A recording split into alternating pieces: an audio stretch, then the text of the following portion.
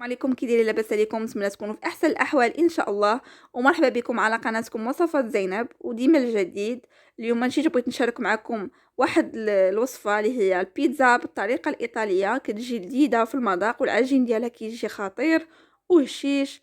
ان شاء الله غتجربوه وغادي يعجبكم. في مقادير العجين غادي نحتاج 3 ديال الكؤوس من دقيق الابيض الممتاز، في كاس ديال دقيق الفينو، معلقة كبيرة غير مملوءة من الخميرة الفورية، 2 معالق كبار من الحليب بودرة، عندي أيضا شوية ديال الزعتر، 2 معلقات كبارات من زيت الزيتون، عندي الملح على حساب الذوق، شوية ديال البزار ومعلقة من الثومة بودغ. هذه هي المقادير اللي غادي نعتمد عليها في العجين، وايضا الماء اللي غادي نجمعوا به العجين وتكون مرخوفه شويه. وندوزو دابا باش نعجنوها. صافي دابا درت كلشي في العجانه وغادي نبدا نكب في الماء بشويه بشويه حتى نحصل على القوام اللي بغيت. خاصها تكون شويه مرخوفه. في بعد ما تعجنت مزيان من 3 دقائق حتى 4 ديال الدقائق كتشوفوا كتجي على هذا الشكل، يعني رخوه ورطبه. صافي دابا غادي نخليها في هذا الاناء، غنغطيها بالبلاستيك الغذائي، غنخليها تختمر من 20 دقيقه حتى 30 دقيقه. ندوزو دابا باش نوريكم الحشو. هنا كيف قلت لكم غادي نديرو 2 حشوات في الاول، يعني وحده غادي تكون بلا داند والشامبينيون كيف كتشوفوا، والثانيه غادي تكون باش لا شاركوتري والطون.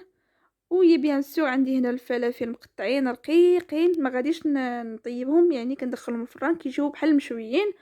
هنا الصلصه غنستعمل هذه سوليس، يمكن لكم ديروا مطيشه عاديه وتحكوها. عندي المقادير اللي غادي ندير مع هاد لاصوص. عندي نص بصله رقيقه مقطعه، يعني قطعتها رقيقه، واحد الفص ديال الثومه محكوك، شويه ديال الزعتر وريقه ديال سيدنا موسى. وعندي هنا فروماج اللي غادي نحتاجو في البيتزات بجوج، ايضا غادي نضيف الفرماج الموتزاريلا. وندوزو دابا طريقه التحضير. دا اولا باللاصوص هي الاولى، كندير واحد الكاسرول فيها شويه الزيت وكندير البصله ديالي باش تشحر، كنلوح مع هذيك الورقه ديال سيدنا موسى وتنخليها تبل على خاطرها.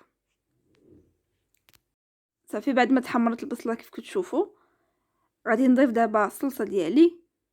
شوفوا الجهد اللي بغيتو، الا كانت كتعجبكم البيتزا يعني عامره بلا صوص، الا كانت كتعجبكم قليله غادي ديروها قليله، يعني نتوما عندكم الاختيار. غادي نضيف دابا شويه ديال الزعتر نحكو بيدي، وايضا شويه ديال الملحه وشويه البزار، وغنحرك مزيان هاد الشيء حتى كتعقد لينا واحد شويه. صافي غنبقى في التحريك هكا حتى كتعقد. صافي راه طابت ليا لاصوص ديالي، طفيت عليها البوطه وخليتها في واحد الاناء باش تبرد. غادي ندوز دابا باش نطيب لا دند. هو الاول درت في واحد المقله شويه ديال الزيت وحطيت فيها لا دند اللي قطعته من قبل، درت الثومه والزعتر والبزار والملحه وغنبقى نحرك فيه حتى هو حتى يطيب.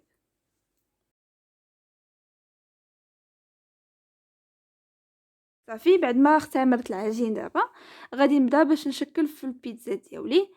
غادي نحط العجين هكا في البلون طرافاي وغنقسم على جوج باش نشكل كرات على هذا الشكل. صافي غادي ناخذ دابا كره غادي نسرحها بالمدلك بعد ما رشيت يعني تحت منها بالفينو، يمكن لكم ديروا دقيق. وغادي نبدا نسرح بالمدلك كيف كتشوفوا وتكون رقيقه، حيت راه ملي كتدخل الفران كتنفخ فيها الخميره. بعد ما تسرحت بالمدلك كيف كتشوفوا خديت ورق الزبده قطعته على شكل دائره وحطيت عليه العجين باش يطيب فوق منها.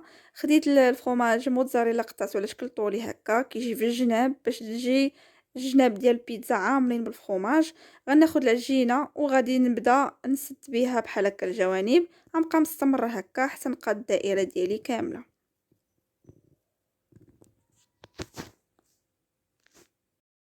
كنديروها دابا في واحد لاطا ديال الفران، ناخد فورشيط وغادي نبدا نثقبها كامله بحال هكا باش ما تنفخش لكم في الفران وتجيكم يعني رقيقه والعجينه تكون في سمك واحد.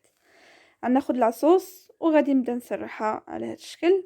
ما نقيسوش الجناب اللي فيهم الفرomاج، ما نطلعوش لاصوص حتى الفوق، غير في التحت بحال هكا. انا ما كنديرش لاصوص بزاف، الا بغيتو زعما يعني يزيد عليكم يعني لاصوص بزاف ديروا الكميه اللي هنا عندكم، يعني الامر اختياري.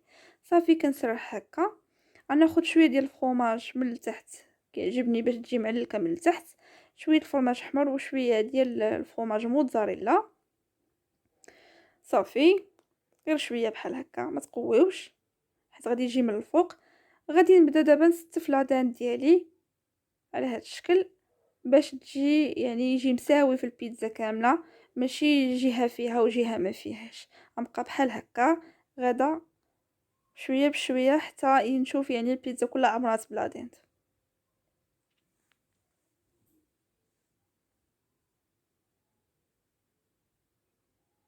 صافي بعد ما درت لادان غادي تشوفوا ديك الزويته اللي طات فيها لادان راه حيت زيت بلديه ما غادي يدير لكم والو، غادي نكبها من الفوق.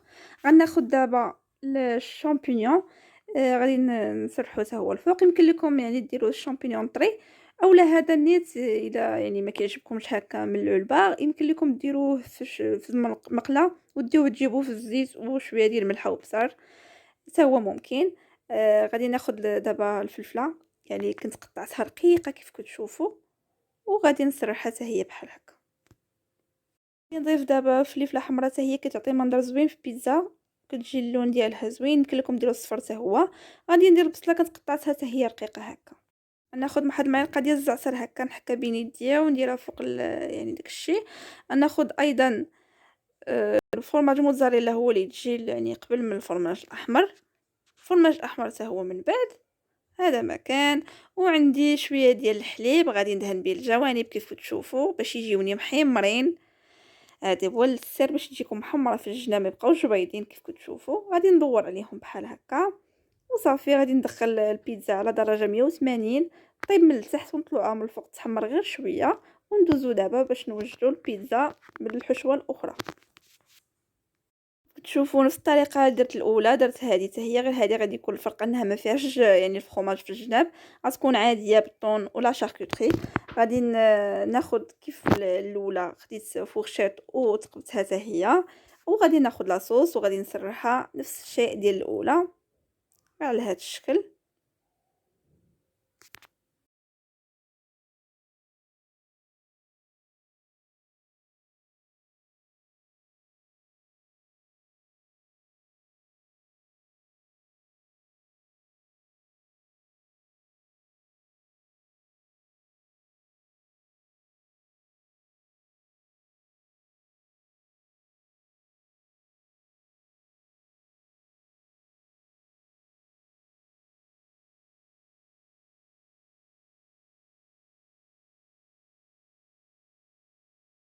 صافي كيف كتشوفوا حتى هي نفس الشيء غير زعما لا باز ديالها غتكون هي الطون.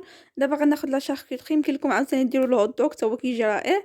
غنسرحو بحال هكا من الفوق. غادي ندير شويه ديال الزعتر باش تجي النكهه ديال الزعتر باينه فيها. غناخذ الفرomاج لي الكميه الاخرى اللي بقات غنسرحها حتى هي فوق منها. وغناخذ واحد الزيتون اسود حتى هو غادي يعني نديرو باين هكاك من الفوق. وصافي حتى هي نفس الطياب ديالها ونتلاقاو في طبق التقديم ان شاء الله.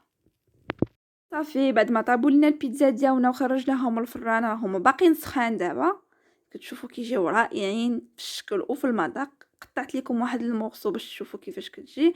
كيف كتبان لكم الموزاريلا خارجه من الجناب هكا، ما عرفتش واش كتبان لكم ولا لا. مهم كتجي في سمك واحد. ويعني ديك المعلقه ديال الخميره اللي درناها في العجين هي اللي كتعطي هاد يعني كتنفخها بحال هكا.